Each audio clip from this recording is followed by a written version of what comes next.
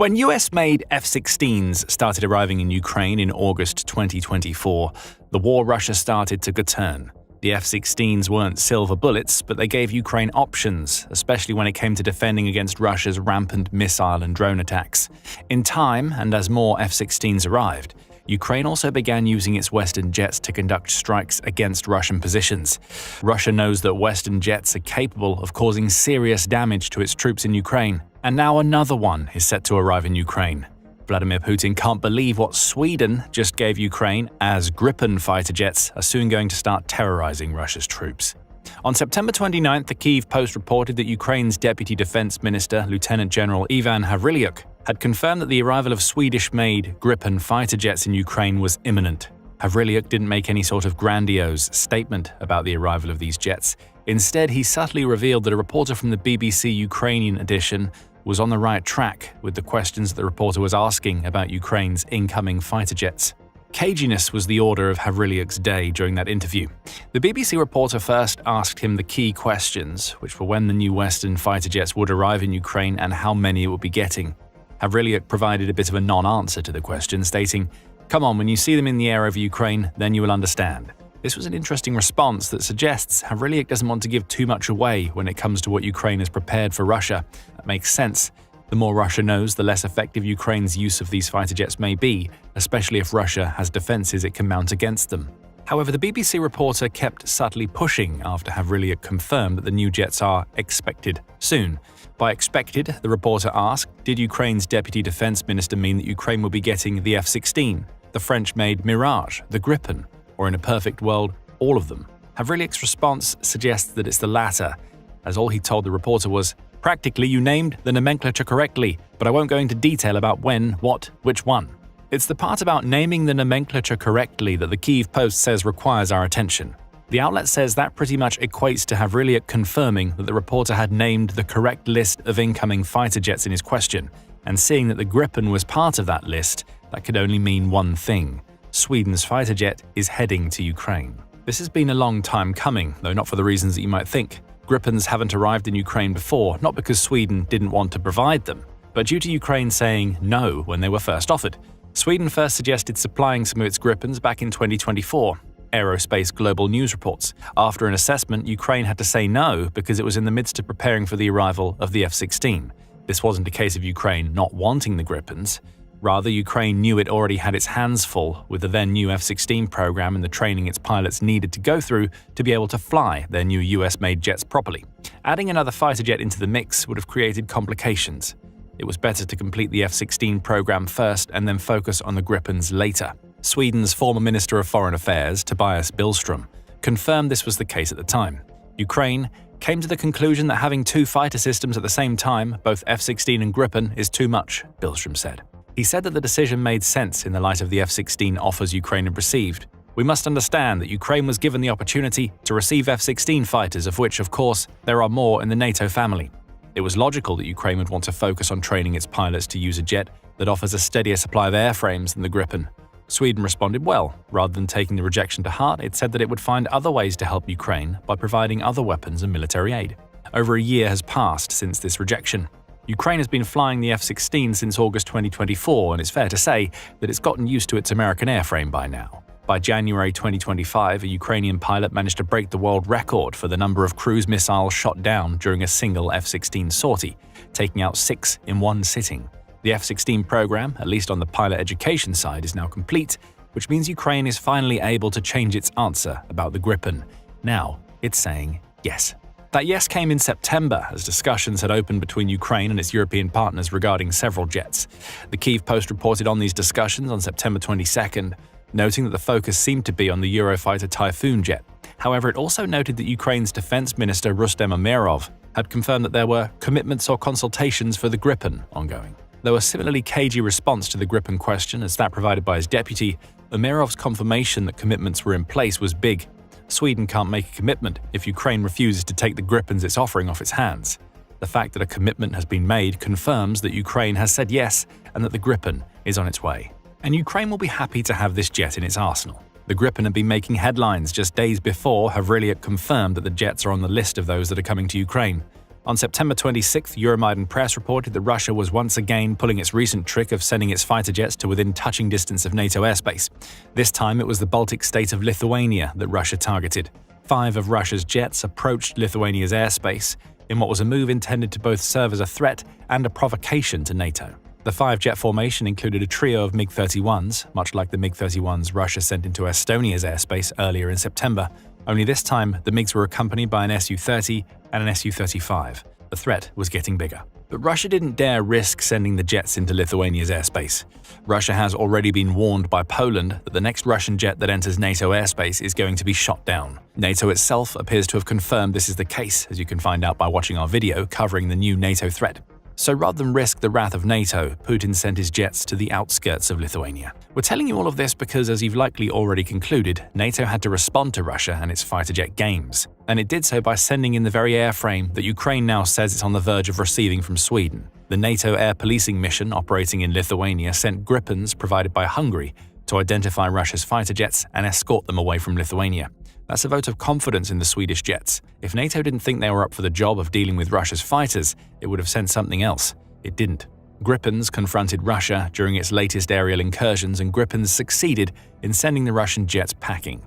And now this exact jet is the one that's soon going to be arriving in Ukraine. Of course, this leads us to the obvious question of what exactly Ukraine is getting. We don't have all of the answers to this question. Havrilyak provided no more details. We don't know which version of the Gripen Ukraine is set to receive, nor do we know how many of these Swedish jets are en route to the country.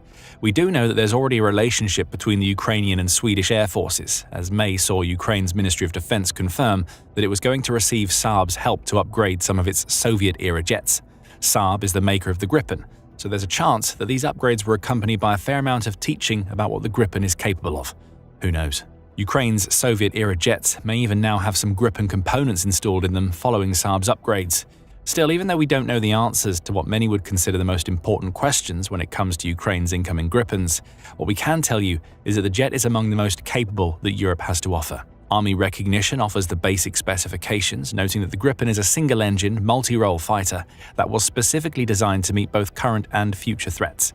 What Russia just sent close to Lithuania is a current threat. With Gripens in its arsenal, Ukraine should theoretically be capable of dealing with anything that Russia comes up with in the near future. Though the Gripen has many intelligent design features, its advanced aerodynamic layout may be the highlight.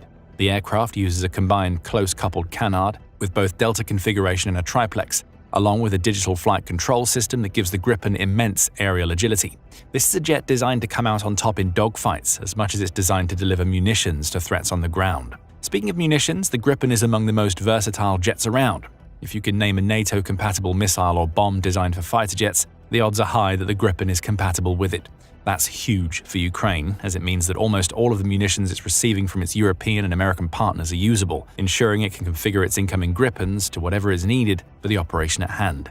Having said all of that, a standard Gripen loadout includes AIM-9, IRIS-T, AIM-120, and Skyflash missiles. It can also be equipped with Mark 82 bombs, BK-90 cluster bombs, GBU-12s, and an anti-ship missile called the RBS-15F. The jet's loadout is completed by a 27mm Mauser high-energy gun that uses automated radar guidance to ensure a pilot can lock onto a target easily. This is not a jet with which Russia's pilots want to tangle. Beyond that, the Gripen can hit a top speed of 2,200 km per hour. That's equivalent to 1,367 miles per hour, or about Mach 1.8. So not only is the Gripen agile, but it's very fast. The jet's range is 3,000 kilometers or 1,864 miles, and there are versions made that can be crewed by 1 or 2 people. Again, we don't know which of these versions Ukraine will be getting, so we won't speculate in that department. Saab, the manufacturer of the jet, also provides some interesting tidbits of information in their online product brochure for the Gripen E, which is one of the more modern versions of the jet. It dubs the Gripen E the game changer, noting that it has been designed to overcome any potential adversary. Saab says that newer versions of the Gripen have artificial intelligence or AI capabilities that have transformed the jet's cockpit. AI facilitates the creation of what Saab calls a wide-area display that allows the pilot to see information that can aid in their decision-making. Through this display, the pilot can also select, launch, and even guide the weapons they fire as they coordinate with other members of their unit. The Gripen is also built to counter one of Russia's most potent weapons, electronic warfare, or EW. Gripen does real-time signal analysis and countermeasures management, as well as extensive electronic intelligence, ELINT, signal collection to vanquish any rival, Saab proclaims. In practice, this means that the Gripen can overcome most Russian attempts to interfere with its systems. It also has EW tools it can use for offense, which Saab says allow the Gripen to disrupt an enemy's capacity to perform. Refueling and rearming are also quick. The Gripen's design allows for both to be completed in less than 20 minutes. In a war where Russia is increasingly relying on missile and drone strikes, having an airframe that can head out, defend, reload, and then head out again is extremely valuable to Ukraine. But beyond all of this, the Gripen may end up being iconic for Ukraine for another reason. It's an example of what can be achieved when a country takes control of its own manufacturing. When Sweden conceptualized the Gripen, several other aerial platforms were available to be bought. The F-16 and French-made Mirage were among them. However, Sweden didn't want to be beholden to any other country when it came to operating its own aircraft, so it decided to go it alone with the Gripen. After achieving backing via state funding in the 1980s, Saab built the aircraft and then refined what they had, creating a jet that can stand toe-to-toe with any fourth or fourth-plus generation fighter out there. Ukraine has experienced a similar journey in which it has increasingly gone its own way with weapons development, especially after a 2025 that has seen support from the US being inconsistent at best. The Gripen is a symbol of what a country can achieve when it goes its own way. Now it could be a major asset for Ukraine as it attempts to secure its sovereignty. And that brings us nicely to what Ukraine will actually be able to do with the Gripen once it arrives.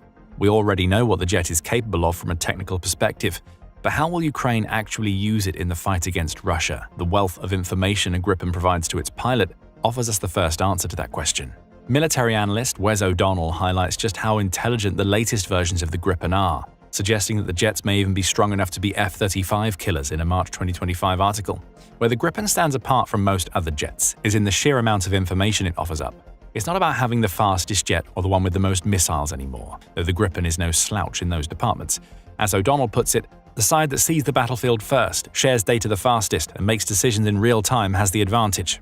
In a world where milliseconds can mean the difference between victory and getting blown out of the sky, seamless data sharing is king. And that's where the Gripen comes in. The combination of detection capabilities, its integrated AI, and the information sharing we touched on earlier all mean that the Gripen is among the best fighter jets Ukraine stands to receive. When running defense, a Gripen is fast and agile enough to avoid drones and other projectiles en route to taking out missiles that represent major threats.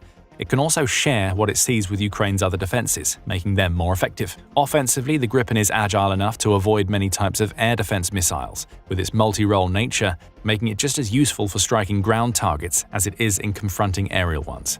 And if Ukraine ever decides to engage in dogfighting with Russia's jets, the Gripen will be a great choice for that particular task. Beyond this versatility, the Gripen offers something else that Ukraine really needs right now. It's cheap to use.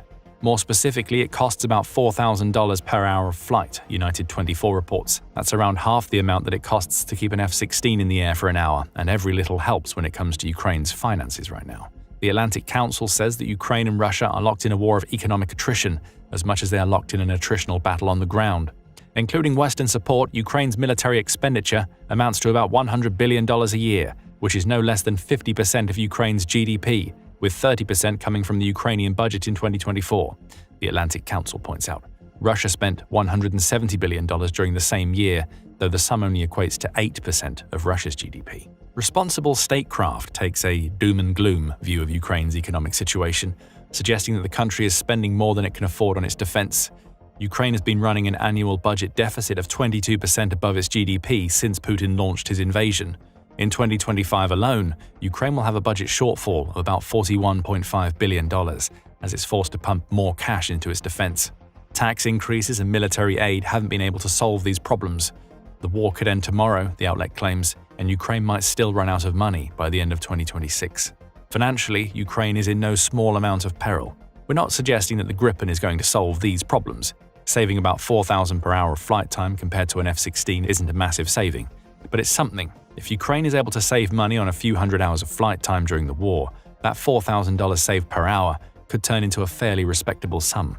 Not enough to save Ukraine's economy by a long shot, but every little helps when it comes to these sorts of financial issues. Coming back to practicalities, the Gripen is also a useful addition to Ukraine's fighter jet stockpiles because it's capable of taking off and landing on unconventional surfaces such as civilian highways. NATO even reported its pilots practicing these kind of maneuvers in 2024, and Ukraine will want to learn as much as it can about this capability. Having a jet that is versatile enough to not need to rely on an airbase for takeoff or landing could prove important when protecting the Gripen against Russia's airstrikes. Finally, the Gripen gives Ukraine more options. Again, it's all about versatility, as we highlighted when discussing the many potential loadouts Ukraine can utilize for this Swedish jet. The Gripen provides Ukraine with options, and now that the jet has finally been combat tested after Thailand used it earlier in 2025 against Cambodia during a border clash, Ukraine can at least feel confident that they're getting a jet that could prove effective against Russia. The Gripen isn't a game changer, but its arrival may be enough to give Ukraine the ability to create better air defenses and cause more damage to Putin's troops in occupied Ukraine. Perhaps Ukraine might even consider using the Gripen in its defense of Pokrovsk. If Ukraine makes that choice, the Swedish jet will only add to the woes of Russia's beleaguered troops near the city.